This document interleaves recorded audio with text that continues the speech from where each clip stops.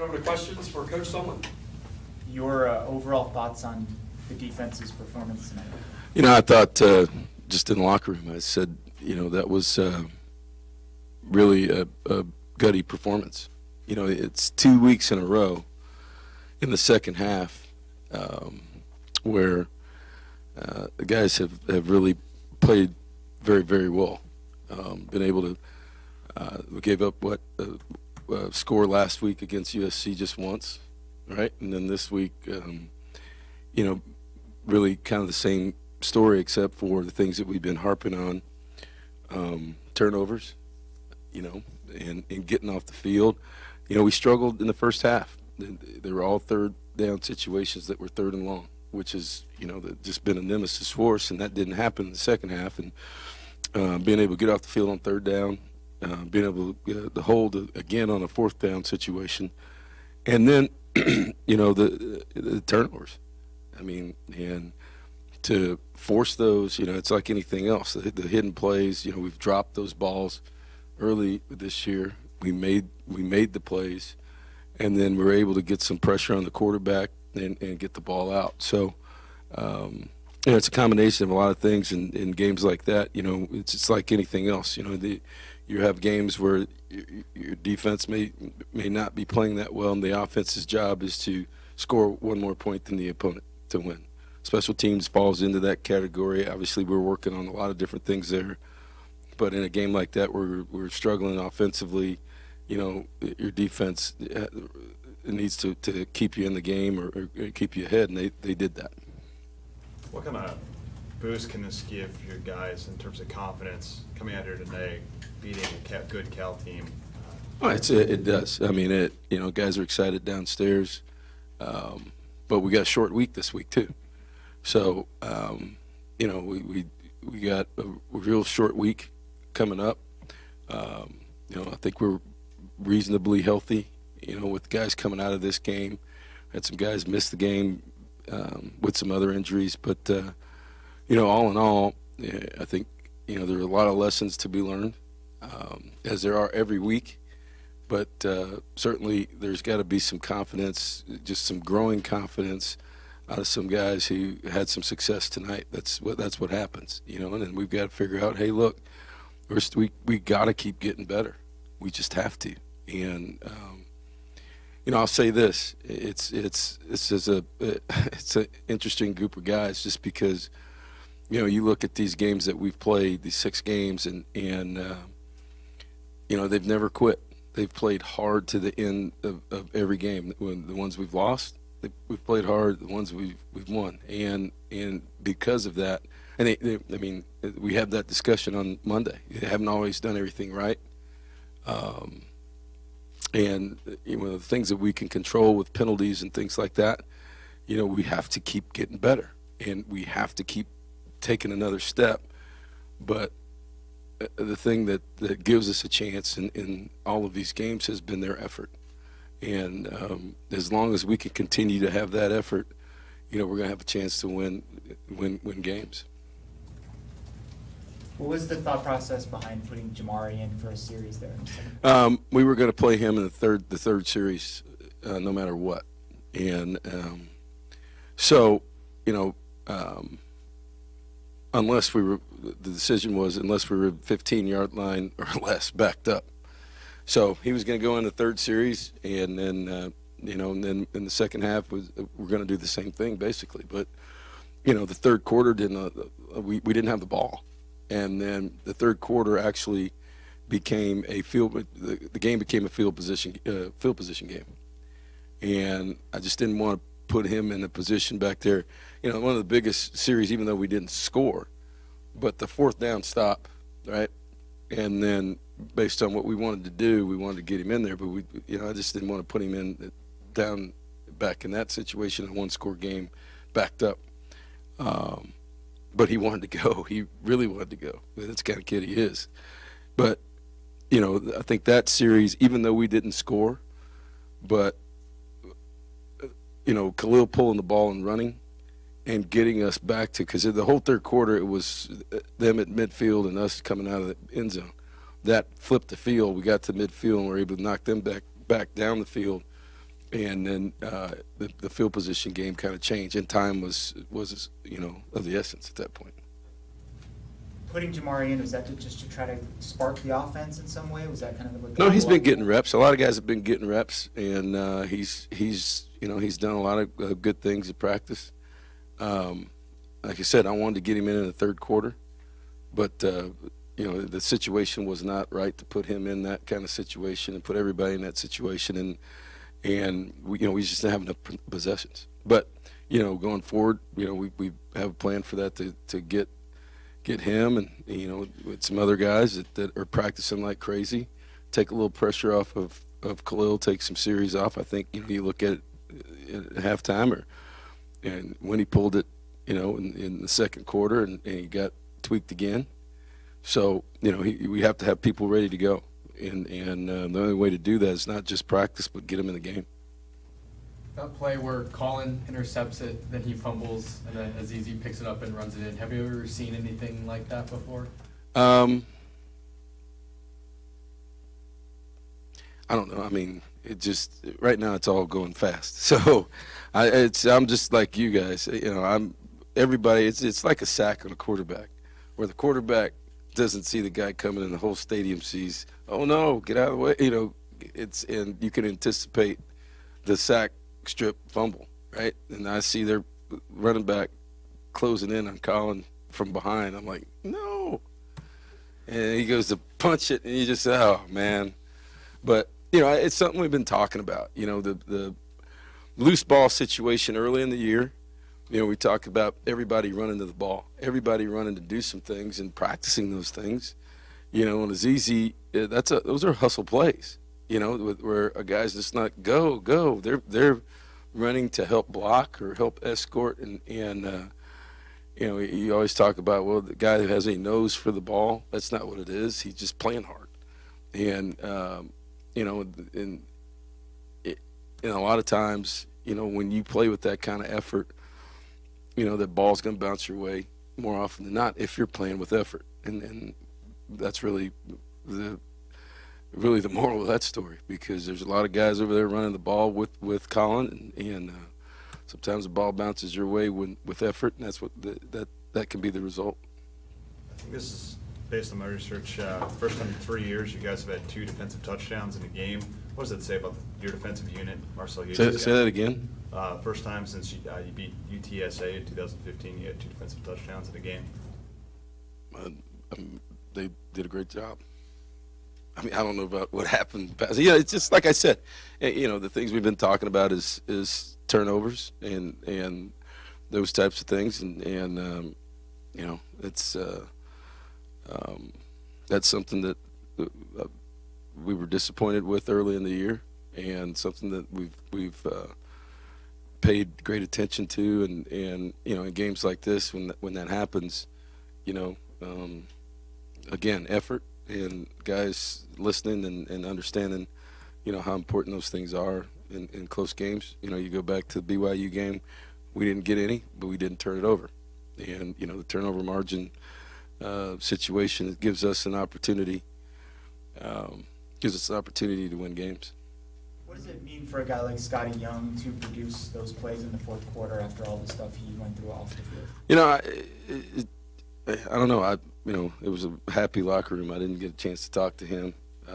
I can't really answer that. I know that football means a great deal to him, and so personally, I'm not sure what that means. One last question. Moving forward, I guess what are some creative things that you and Coach Mazzone have to do to kind of get this offense, jump started in any way? Practice. Go back to practice this week. I'm not prepared to give a game plan in a short week to our opponent. Were you surprised they didn't rule targeting on the one where Isaiah got driven out of bounds? Mike, I can't comment on officiating. Unless you want me to write a big check on Monday, right? No, it's all right. All right. All right.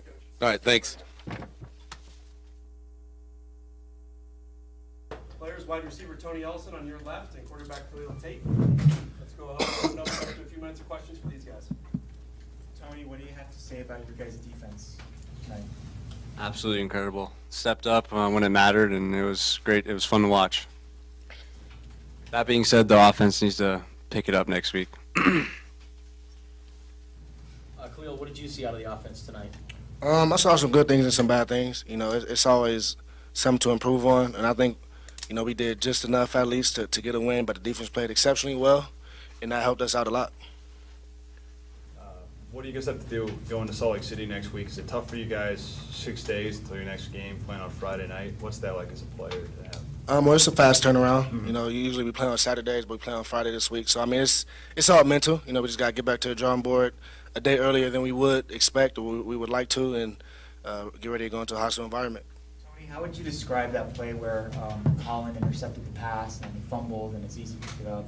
I've never seen anything like it before. It was insane. It's fun to watch. What was the reaction like on the sideline? A lot of energy, like it should be, and I mean, I don't know any words for it. It was just such a crazy thing that happened, and it was funny because we did a lot of ball security for defense and offense during the week, and we were just kind of chuckling on the sideline when Schooler got popped right there, but it all worked out. Khalil, can you describe the play where it was 3rd and 9, you guys were backed up on your own 4, and you decided to pull and run to the right? Well, it's something I had to do. You know, it's something that, you know, the defense showed. You know, they gave me a pull read, and, you know, I think that me not having to run as many times as I usually do, it was a difference. And, you know, it was something that surprised them, and it worked out to our benefit. Khalil, what happened during the sequence when Jamari came in for that series? Were you hurt? Were you receiving treatment? Nah, it's just something that, you know, we talked about earlier this week, and it's something that we did. What does it mean to, for either one of you, what does it mean to pull out a victory like this in a game where, you know, the offense is not really in rhythm for over the last few quarters, but, you know, you come away with the That's W football. I win? mean, sometimes the offense takes care of the defense, and defense takes care of the offense tonight, and we're very grateful for that. But that being said, we got to have short memory going in this week, quick turnaround. We got to get offense, and then what I say every week is just we got to execute the game plan. You know, we didn't do it tonight the best we could, and we just got to fix that. 3-3 for you guys through the halfway point of the season. How would you assess the way the offense is playing, both rushing-wise and passing-wise, through the halfway point of the year? We were starting off pretty slow, you know, as I think most, you know, new offense would. But, you know, it's something that we're getting better every day. And I think every week that we're actually starting to, you know, fill out those empty spots that we need to fill in. Do you think some other teams that you faced last year are just playing a little bit differently this year? No, it's pretty much the same. What are you seeing as far as where the safeties are playing and stuff like that against you for the most part? And what game? For the most part over the first half of the season, are they still bringing extra guys down to try to stop the run game? Yeah. I mean, we get a lot of 1 high, we get a lot of 2 high. Cal, their defense, they had a safety really deep, about 45 yards, so that's what, you know, kind of affected our original game plan, even though we knew what they were going to do. But I think, you know, it's something that, you know, we can get better at. Okay, thanks, folks. Khalil, Tony, thank you.